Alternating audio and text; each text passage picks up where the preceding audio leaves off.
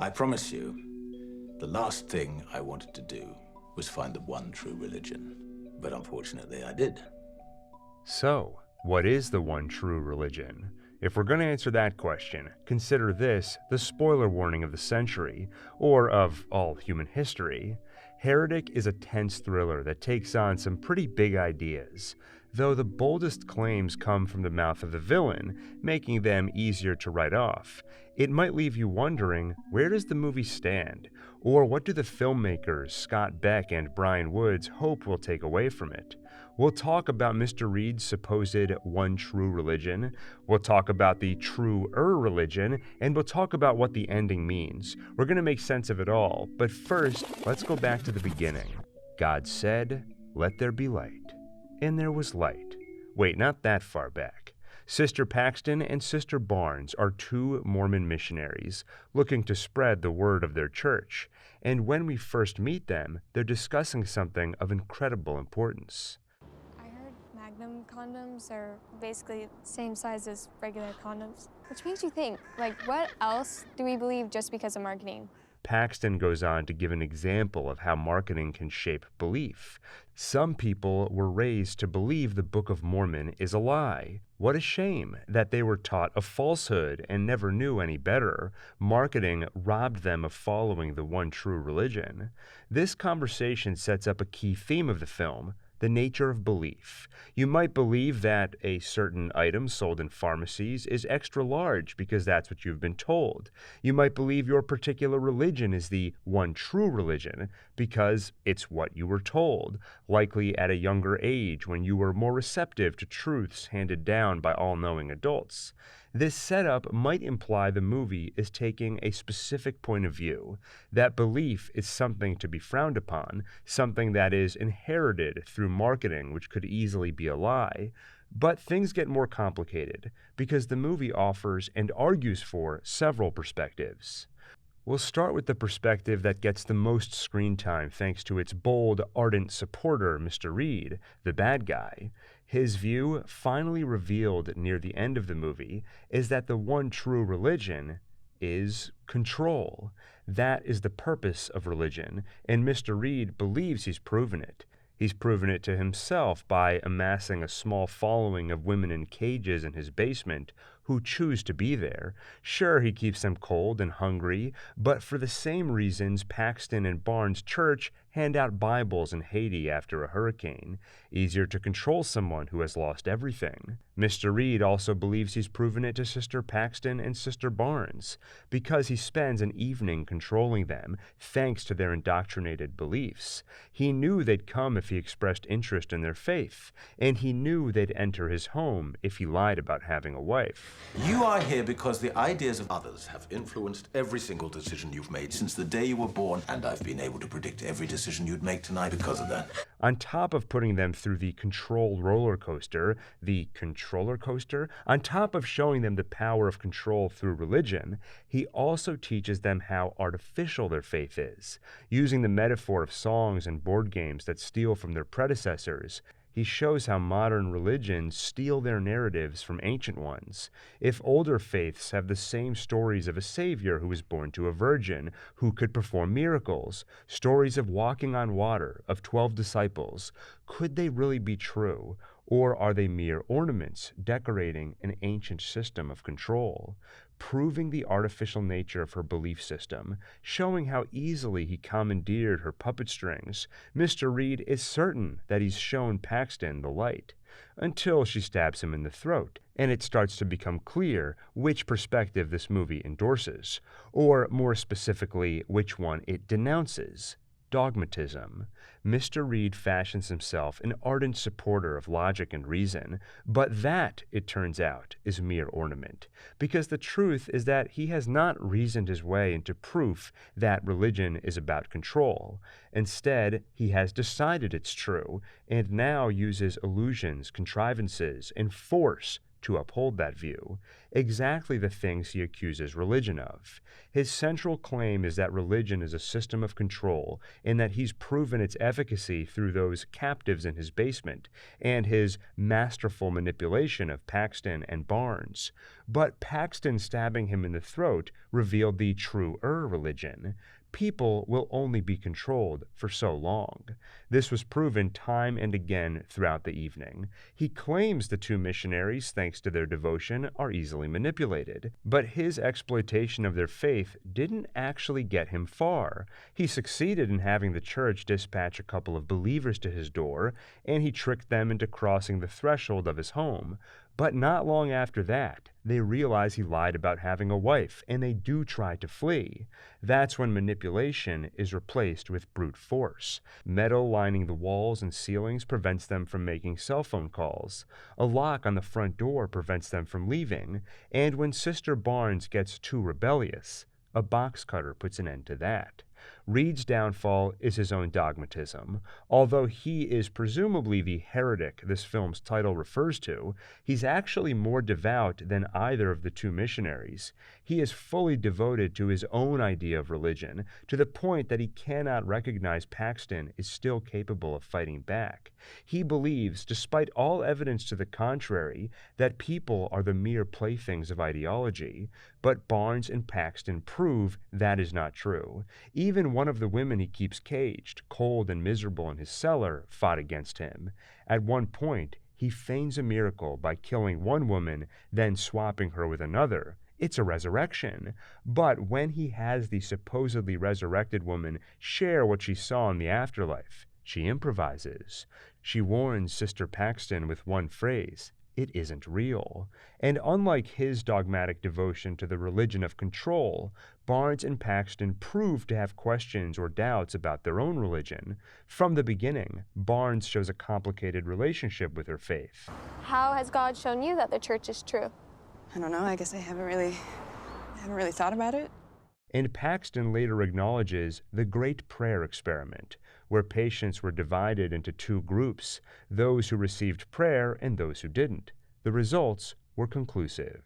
It doesn't work, but I think it's beautiful that we all pray for each other. Even though we all probably know it doesn't make a difference. The film is not intended to endorse belief or non-belief, but it does take a firm stance against certainty. The villain believes in one thing and ignores anything to the contrary. The heroes ask questions and are willing to hear another point of view, even if it's uncomfortable, something they showed even before Mr. Reed became a physical threat. Co-director Brian Woods commented to Polygon on their intention with the movie. He pointed out how the film is agnostic on belief versus non-belief, but one of the things we're certainly discussing in the film is a critique of certainty and a critique of, in life, whether it's religion or politics or even movie-going, this feeling of, I know what's right and you are wrong. We hate that because that kills conversation and then no dialogue exists.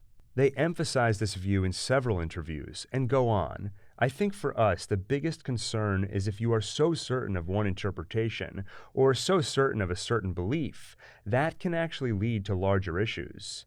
Certainly, the I'm right, you are wrong mentality is a stone's throw from us versus them, which inevitably leads to violence, though not always in that order. Sometimes the desire to cause violence or some other awful thing comes first, and belief comes second as rationalization.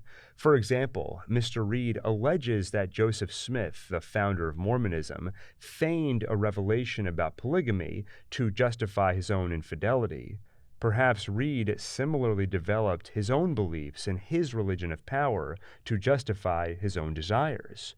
When Sister Paxton discovers the message that Reed hoped to convey, that religion is merely a system of control, he looks quite pleased, bordering on almost sexual gratification. When he's gloating about his victory and how easily he controlled them, he gets very close to her, touches her hair and shoulders. He even creepily brings up her undergarments, inadvertently using the code phrase that Barnes and Paxton agreed would be their signal to attack. They even dictate the garments you wear under your clothes. Your magic underwear. This is not some coolly won intellectual debate. Reed gets pleasure out of this. Perhaps through some combination of wielding power over someone while stripping them of all they believe. Power and control are what he enjoys, so he invented a religion that justifies that behavior. Dogmatism can lead to or be used to justify awful things. So what's the alternative? Should we not strive to find and believe in the truth? That is, of course, Mr. Reed's view, which he makes plain when he presents two doors, drawing belief on one and disbelief on the other. Two choices, that's all you get. But Barnes disagrees. Her views do not cleanly fit either. There's a spectrum in between. We get an idea what that spectrum looks like in the moments before Reed's death, when they briefly discuss the Great Prayer Experiment. Paxton acknowledges the study implies that prayer is ineffective. She says it herself. We all probably know it doesn't make a difference. Yet in that moment, she prays for Mr. Reed, adding, "I think it's beautiful that we all pray for each other," she says. It's just nice to think about someone other than yourself. Reed's certainty takes underlying beliefs and attaches them directly to actions, his exercises of power, while Paxton takes the action of prayer disconnected from its originating belief. Maybe prayer does not quote-unquote work as described in religious texts, but she'll still follow the practice. It's messy and does not fit either door he presented in that room. In one of their interviews, Beck says it like this: "To us, the relationship with these great existential questions is ever evolving." And that is a view endorsed by Heretic. Openness and evolution. We see or experience things throughout our lives. We can hold onto particular beliefs, steadfast and unflinching, or allow our experiences to shape and reshape our beliefs. What about the ending? Something interesting happens in the movie's final moments. Toward the start of the film, Paxton talks about what she'll do after she dies. She wants to come back as a butterfly, just follow around the people she loves. She'll land right on their hand. Not their arm, not their head, right on their fingertip, so they know it's me. Paxton does not die in this movie, but her friend, Sister Barnes, does. And for a moment, it seems that perhaps Barnes is visiting her friend from the afterlife because a butterfly lands right on Paxton's hand. As the screenplay describes it, a butterfly lands on her finger, not on her arm, not on her head, right on her fingertip. Paxton looks at the beautiful creature. It seems to mean something to her. It crawls to the top of her hand, pauses a moment, then flies right back to the fingertip. Is it a sign from Barnes? Is it a message from God? Is this a butterfly dream? Are we in a simulation? Is it just a coincidence or a hallucination? A divine confirmation? Who knows? Cut to black. With the screenplay's ending, the film ends on a note of uncertainty, with an openness toward miracles. A higher power will not intervene in overt ways, but if you pay attention, there are signs, which might be coincidence or something more. What's really interesting, though, is that in the final edit, this was changed to be less ambiguous, because in the actual movie, the butterfly lands on her finger, and then in a blink, it's gone. It doesn't fly away. The camera simply changes angles to show Paxton's hand from her point of view, and the butterfly is not there. In the language of cinema, this would typically imply that what we saw was a hallucination, maybe a result of blood loss. Why did they make this change? Based on all the interviews where the directors emphasize that this movie is not meant to endorse either extreme, belief or non-belief, I think they shied away from the more ambiguous ending to push this movie back toward the center.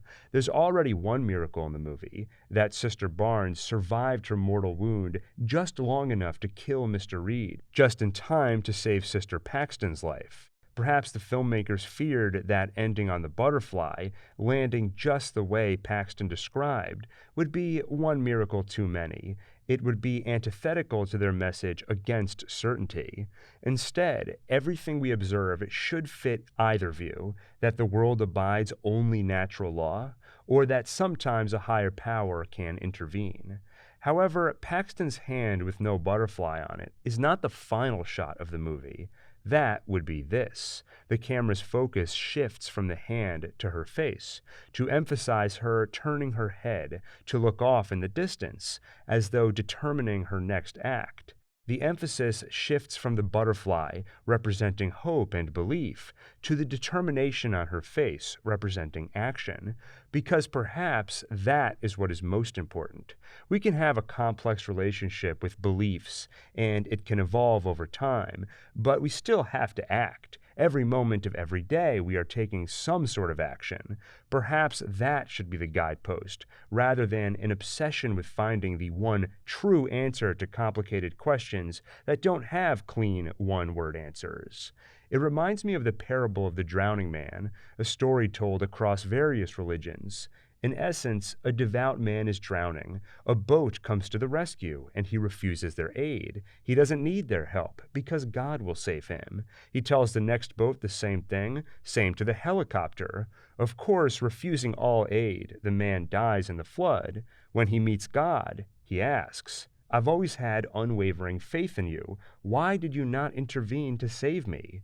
God shakes his head. "What did you want from me? I sent 2 boats and a helicopter." The takeaway is that God acts through people and earthly entities.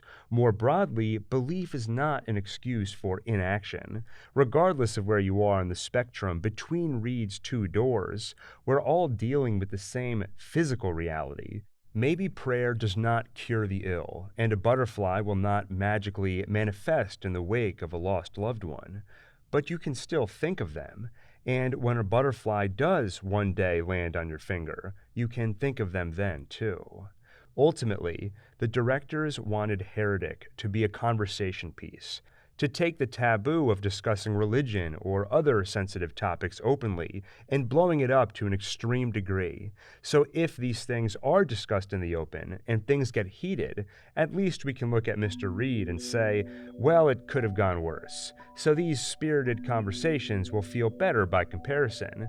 But the movie isn't entirely open-ended and agnostic on the discourse. It does plant a few flags. It is anti-certainty, and it warns against abusing belief to justify inaction or to justify actions we know are wrong, like caging people in your basement or killing missionaries to make a point.